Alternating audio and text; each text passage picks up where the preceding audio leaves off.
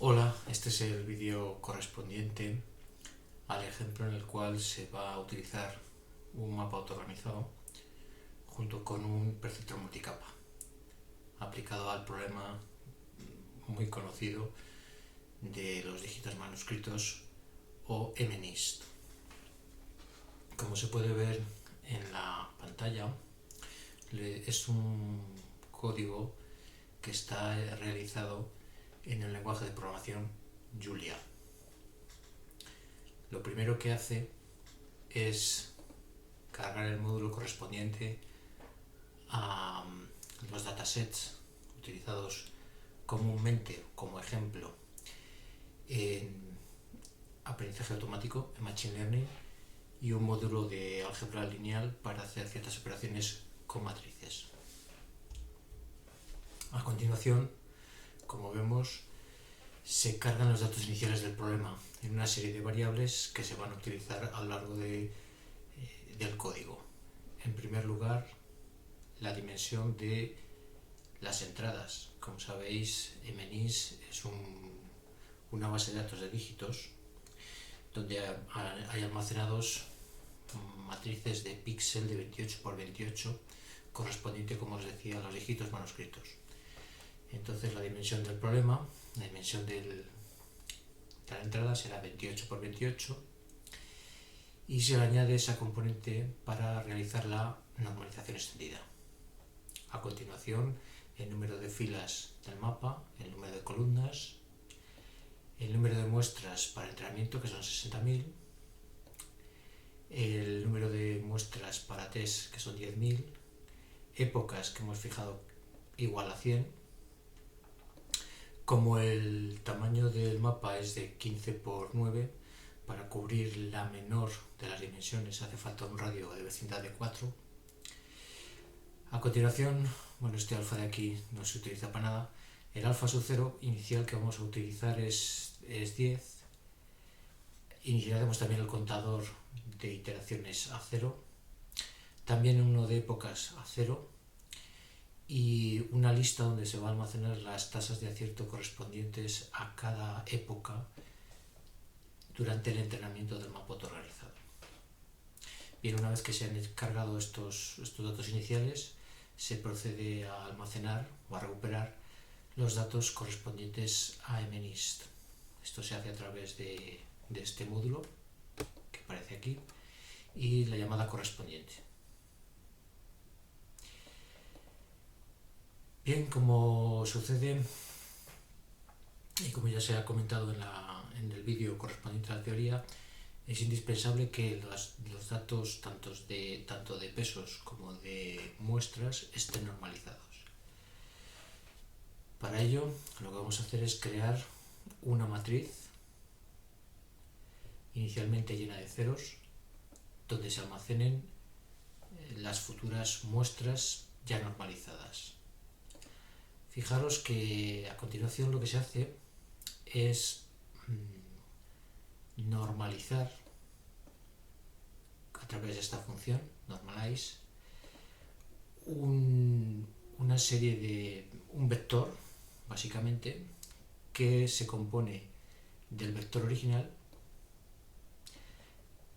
y al que se le concatena de manera vertical, en el sentido vertical, un 1. Esto puede que choque un poco porque realmente estamos acostumbrados a que en Python o en otros paquetes la distribución en matrices de las entradas es que las diferentes muestras queden almacenadas por filas y mientras que en Julia es justamente al contrario. Vamos a verlo. Cuando yo pongo aquí SIC de X train, por ejemplo, pues veréis que aparece justamente al contrario que sucede en Python, es decir, por filas van apareciendo las diferentes muestras y por columnas, por filas aparecería una muestra, otra muestra, otra muestra, y así encolumnado hasta completar las 60.000 muestras. Esto, repito, es algo que contrasta con lo que se venía haciendo habitualmente. De ahí que se lleve a cabo la operación VCAT en vez de HCAT, de concatenación. Bueno, se hace lo mismo con las muestras de test y se obtienen pues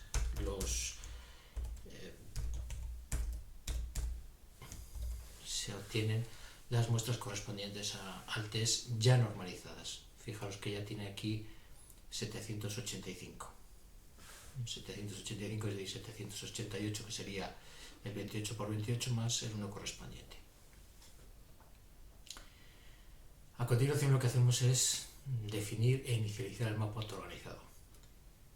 Esto se consigue asignando en una matriz de pesos que va a ser peso y J, peso de la neurona en la posición fila I y columna J, otro vector que va a tener tantos componentes como valor tenga la variable n, es decir, 785, como sea la dimensión del vector de entrada. Bien, una vez que se hace eso, pues se obtendrían mediante una llamada a una función aleatoria n mayúscula valores entre 0 y 1, y normalmente no se suele dejar entre 0 y 1, sino como pueden ser positivos o negativos, lo que se hace es restarle el valor menos 0,5, y así tendríamos dentro del intervalo menos 0,5 más 0,5 todos los pesos. Y una vez que se ha hecho eso, se normaliza y se obtienen los pesos recorriendo todas las columnas y todas las filas. A continuación se inicializan también sendas matrices que van a almacenar la salida correspondiente a cada una de las neuronas, por lo tanto será un valor de tipo float que estará indexado por filas y por columnas. Lo mismo sucedería con la etiqueta, lo que pasa es que aquí el dato es de tipo entero. A continuación vamos a definir varias funciones que vamos a utilizar durante el entrenamiento. La primera de ellas es el etiquetado por neuronas.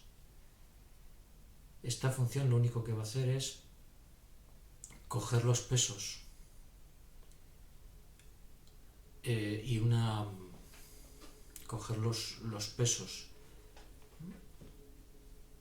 coger una entrada y coger las etiquetas correspondientes, y va a ver qué etiqueta asignar a una determinada neurona. Es decir, va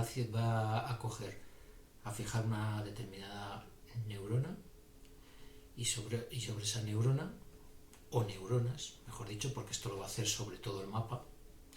Es decir, va a fijar una fila, una columna, va a pasar todas las entradas sobre esos pesos correspondientes a esa neurona, va a hallar cuál es el máximo, no solamente el máximo, sino a qué entrada corresponde ese máximo, y va a asignar la etiqueta a esa neurona correspondiente a la que tenga la salida máxima, la muestra que da la salida máxima.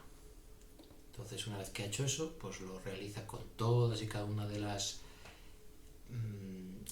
cada una de las neuronas, con todas y cada una de las muestras, lógicamente, y devuelve la matriz de etiquetas.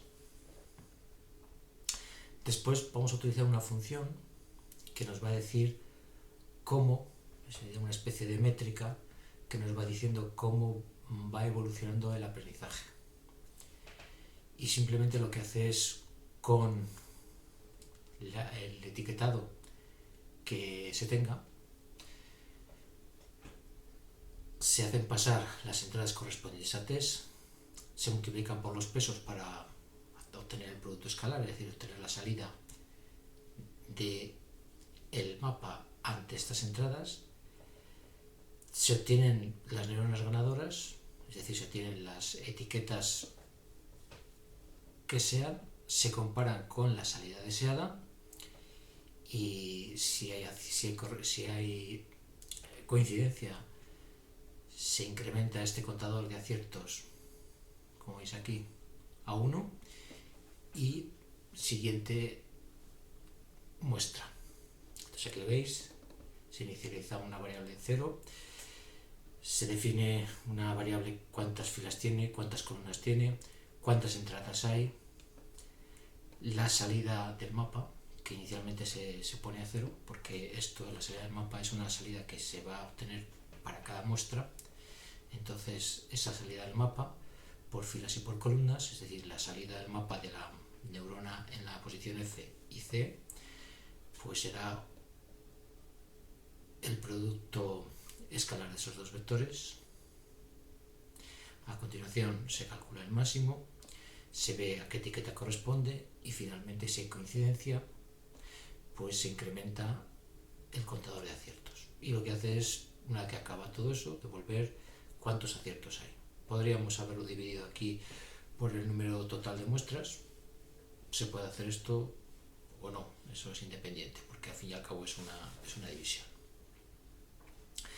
Después también empleamos una función, que es la función neurona ganadora, que, como veis, tiene como entradas una serie de pesos y una serie de entradas. Es decir, tiene básicamente lo que es el mapa, lo que es una entrada, y después lo que hace es simplemente calcular la salida de cada una de las neuronas y devolver la posición, como veis aquí, de la neurona ganadora, la neurona que tiene la salida máxima. Bien, pues una vez hecho esto, se procede al entrenamiento. Aquí, como veis, hay un bucle externo que controla el número de épocas que le hayamos dicho.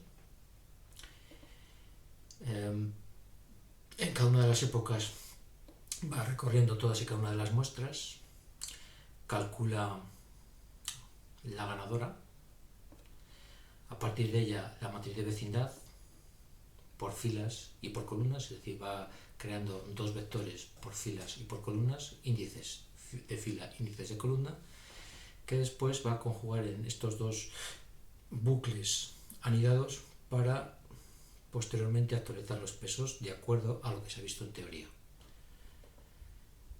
Bien, se incrementa el número de iteraciones cuando esto acaba y se presentan los resultados.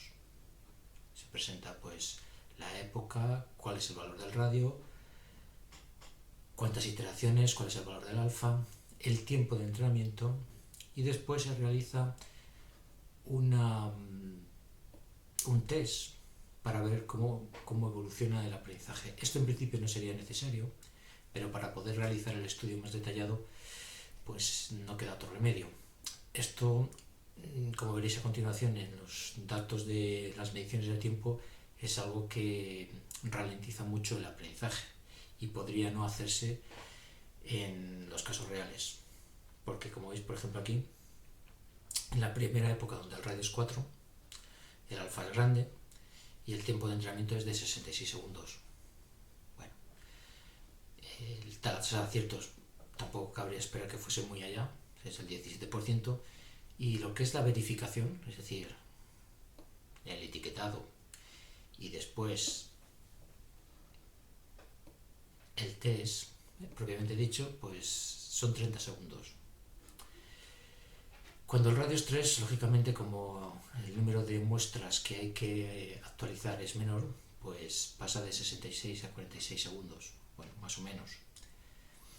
Pero lo que es el tiempo que se invierte en este test es básicamente el mismo. Cuando el radio es 2, pues, como veis, va disminuyendo el tiempo de entrenamiento. Cuando es 1, va disminuyendo también, y cuando es 0, pues ya se estanca en 16, 17. Este 19 puede ser debido a alguna cosa que ha hecho por ahí el sistema, pero rara. Y en cuanto a la tasa de aciertos, pues vais viendo cómo en principio es pequeña y va aumentando progresivamente. Esto lo vemos mejor cuando presentamos las gráficas correspondientes, la evolución de la tasa de aciertos con un máximo del 90%, como os decía en teoría, y aquí he cogido el etiquetado del mapa y básicamente he aplicado una escala de colores para ver cada una de las neuronas. Aquí están representadas las columnas, las filas, pues aparece un color y ese color corresponde a una etiqueta. Es un etiquetado que se denomina por temperatura del color o color de temperatura, como se quiera llamar, y se puede ver, por ejemplo, la ciclicidad. Aquí hay ciertos casos donde se puede observar fácilmente la ciclicidad del mapa, donde se presenta una pequeña burbuja. Aquí aparece una etiqueta que es, si no recuerdo mal, vamos a ver aquí, es el 8. Bueno, pues 8 y sigue por aquí. Si no me equivoco, tiene que ser, efectivamente, se va representando, empiezan a aparecer ciertas burbujas por colores que básicamente lo que ponen de manifiesto es que cuando una neurona tiene una etiqueta, pues hay cierta probabilidad de que las que hay alrededor tengan una etiqueta parecida, pero no es una probabilidad muy alta, aunque no es una probabilidad tampoco nula, es decir, no son sucesos independientes, hay cierta correlación para que eso se pueda llegar a producir. Bueno, después tenemos aquí la tasa máxima de aciertos, y una vez que hemos concluido con el mapa autoorganizado, que como veis llega al 90%, no está mal, vamos a pasar a incrementar este porcentaje tomando las salidas del mapa autoorganizado y pasarlas por un perceptro multicapa. Entonces, bueno, lo primero que hacemos, como veis aquí, es, podemos utilizar, como veis en Julia, un módulo que es el módulo Flux, que es el módulo de aprendizaje automático y en particular de redes neuronales por excelencia. Es el más completo que hay. Podéis verlo en Google o en los diferentes libros o en los diferentes textos y artículos que hay sobre este tema. Bueno, como os decía, lo primero que vamos a hacer es coger las muestras del mapa autoorganizado. Vamos a obtener la salida con la última actualización de pesos y vamos a cargarlo, vamos a utilizarlo como la entrada correspondiente al perceptro multicapa. Lo mismo lo hacemos para los de test. Vemos qué es lo que sale, pues salen muestras de 135 componentes, como no podía ser de otra manera, 15 filas por 9 columnas, 60.000 para aprendizaje y 10.000 para test. A continuación, de ahí utilizar este módulo de StatBase, realizamos lo que se denomina una transformación min-max, es decir, normalizamos o escalamos, mejor dicho, las muestras para que queden en el rango 0, 1. Y esto se realiza primero definiendo la operación de escalado, que yo lo he llamado así, scaling lo podría haber llamado de otra manera. Se ajusta mediante esta función, mediante este método, mejor dicho, esta función, se dice qué tipo de escalado se quiere hacer, que es el que deja todas las muestras en el rango 0, 1, cómo hacerlo, es decir, si por filas o por columnas. En este caso concreto, como las columnas van representando cada una de las muestras, pues hay que hacerlo con dims igual a 2. Y una vez que tenemos los factores por los que hay que multiplicar cada uno de los elementos de la matriz para obtener esto, pues aplíquese scaling a los elementos de la matriz correspondiente. Fijaros que yo he tenido digamos un poco la precaución de cuando se define o cuando se obtienen los factores por los que hay que multiplicar para hacer este escalado, ese ajuste no se ha hecho solo con las muestras de aprendizaje o solo con las muestras de test, sino que se han vuelto a juntar todas ellas en un mismo conjunto y sobre eso se han establecido los límites para después poder proceder al escalado. Esto es importante. Entonces se hace el escalado para las muestras de aprendizaje, para las muestras de test, con los mismos valores, los mismos valores del scaling. Y a continuación realizamos la operación OneHot, que esto ya lo conocéis, de tercero, de la asignatura de aprendizaje automático, en donde las salidas, que son 0, 1, 2, 3, 4, 5, 6, 7, 8 y 9, las transformamos en una salida correspondiente a 10 bits, 0, 1. Esto se realiza a través de la operación OneHot, que se puede hacer muestra a muestra o por lotes, es decir, cogiendo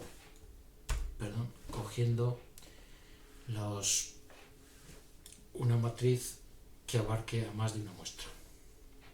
Lo mismo se haría con las salidas de test, y a continuación, mediante este módulo JLD, que básicamente es una modificación, una optimización del formato HD5, se van almacenando en un fichero que se llama, este es el nombre del fichero, las variables, las matrices, como quiero que se representen internamente en el fichero de las matrices, y nada, voy metiendo pues los datos de entrenamiento, entradas, salidas, y los datos de test, entrada y salida. Bueno, esto es algo que no es importante.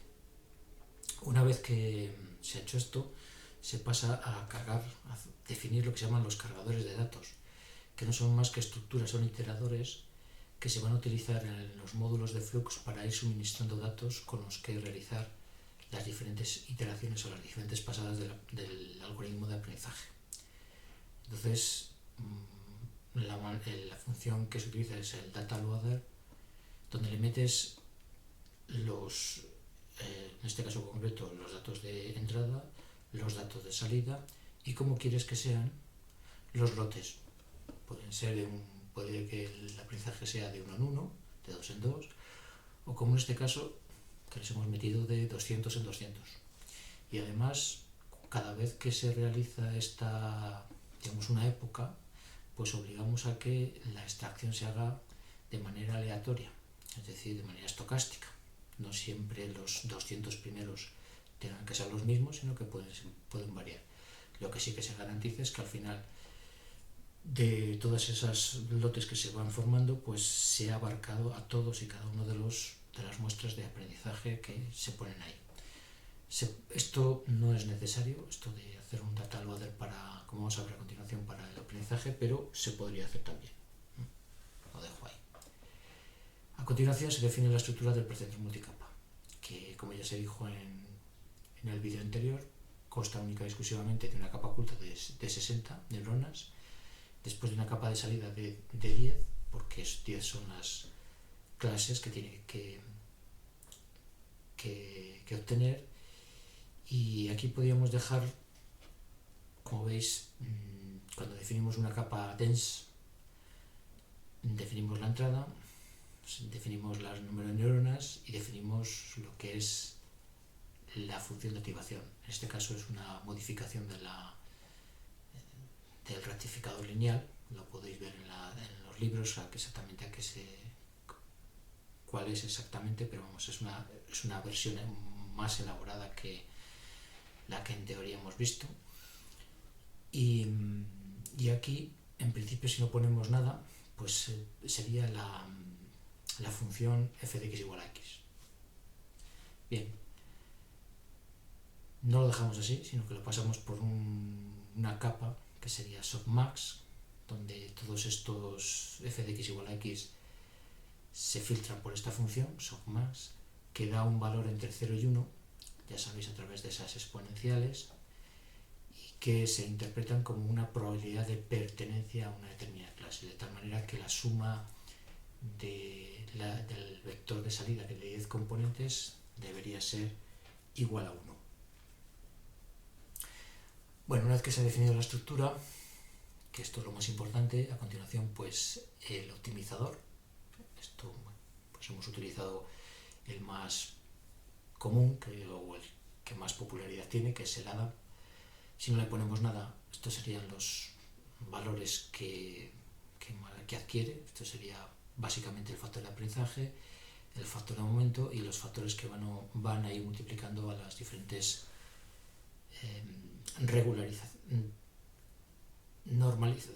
regularizaciones con las que va trabajando este optimizador. Después definimos una lista donde se van a almacenar los históricos correspondientes a las tasas de aciertos, una función que en realidad es muy sencilla, no tiene mucha complicación, que realiza el test, es decir, va cogiendo la salida que proporciona el modelo, hace la operación one-called, es decir, la transforma en ceros y unos, la compara con la transformación ceros-unos de la salida deseada, y cuando haya coincidencia entre todos los ceros y todos los unos, entre todos los ceros y el único uno que debería haber, pues se produce un acierto. Esto aquí proporcionaría un 1, nos da un vector de unos y de ceros, 1 acierto, 0 fracaso, se suma, se realiza la división del tamaño total de la muestra o del tamaño total del número total de muestras y se obtendría el porcentaje de aciertos, y esto es lo que básicamente devuelve. También es importante, aunque esto lo podríamos haber hecho antes, la función de coste de pérdida. Hay que tener en cuenta, para definir esto, cuál es la función que aparece justamente a la salida. Y bueno, si leéis los libros y todo lo que hemos dicho en clase sobre esto, pues hay varias funciones que están especialmente diseñadas cuando la salida es de tipo softmax, y una de ellas es la función de pérdida de entropía cruzada, o una versión que hay más moderna, que es la logic, que está filtrado por la función logística o la función logarítmica, que según dicen los libros que han estudiado los autores que han estudiado todo esto, dicen que proporciona una estabilidad numérica mucho mayor que directamente aplicar la función de entropía cruzada. Entonces esa es la que vamos a utilizar, y como veis toma como argumento el valor que proporciona el modelo y el valor que debería dar. A partir de aquí se realiza el entrenamiento. Aparece el número total de épocas, que hemos puesto 1000, y vamos, como veis, aparece aquí el entrenamiento. Esta es la función por excelencia del módulo Flux, donde hay que decirle cuál es la función de pérdida, hay que decirle el modelo y los parámetros sobre los que va a actuar el aprendizaje, es decir, cuando aplique el correspondiente optimizador, qué valores van a ser los que va a actuar sobre el modelo correspondiente. Después también hay que decirle cuáles son los datos sobre los que va a actuar, y esto es lo que va a constituir básicamente una época, porque tal y como está construido el data loader, es decir, el suministrador o el cargador de datos, se da una época entera en lotes de 200 muestras. Pues una vez que concluye eso, pues calculamos cuál es la tasa de aciertos, la acumulamos, lo añadimos a la lista de tasas de aciertos que ya existe, y a continuación pues va mostrando época a época el valor que va obteniendo y la tasa de aciertos.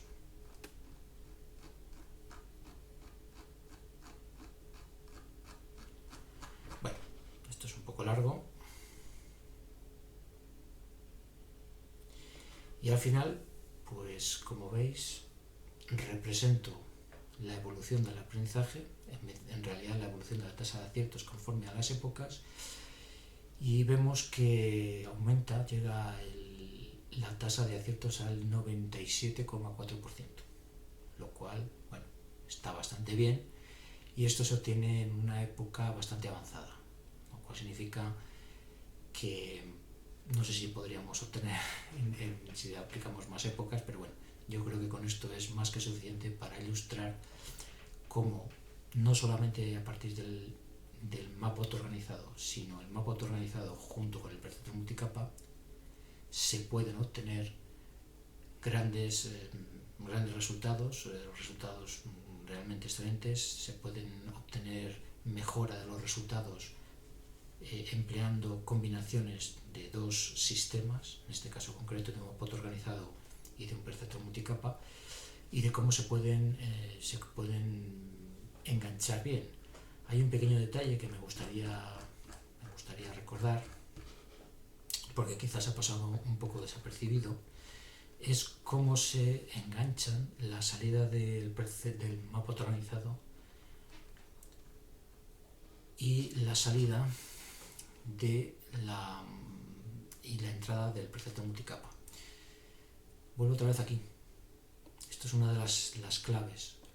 Estamos haciendo la hipótesis de que el perceptron multicapa va a ser un reconocedor de mapas, de la salida de mapas, pero esa salida no la vamos a dejar tal cual, aunque sabemos que está entre 0 y 1. Posiblemente sean valores muy próximos, es decir, entre 0,04 a 0,6 a 0,7, pero todos muy próximos, y la diferencia esté en cuestión de una décima o incluso de centésimas.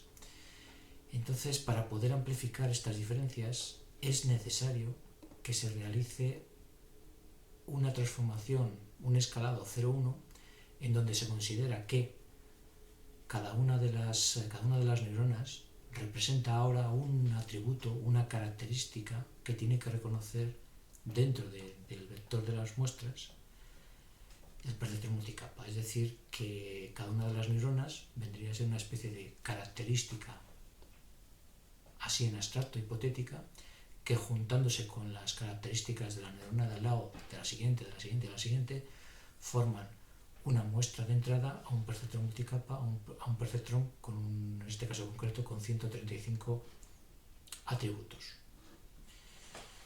Bien, espero, como os digo, que esto os haya servido para ver cómo se puede mejorar un mapa autoorganizado utilizando en conjunción con un perceptron multicapa. Si lo comparáis con las redes convolutivas, no se trata de competir cuál es mejor o cuál es peor, pero es una alternativa y que muestra claramente cómo es necesario realizar cierta extracción de características si se quiere mejorar el porcentaje de aciertos.